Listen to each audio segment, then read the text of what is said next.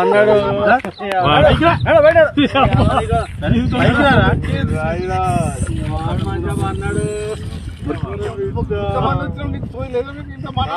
బాబాయ్ వాళ్ళు చచ్చిపోయిన అనుకుని పోయినాట ముసైతాను చచ్చిన నీళ్ళు పోయినాకు దీనికి ఎందుకు పన్న వాళ్ళ ఎందుకు అనుకున్న వాళ్ళ ఈ చల్లదనానికి ఎండకు చేయలేక కన్నీకి ఓడిపోయి వచ్చిన కన్నీకి పోయి ఓడిపోయి వచ్చిన గెలవలేక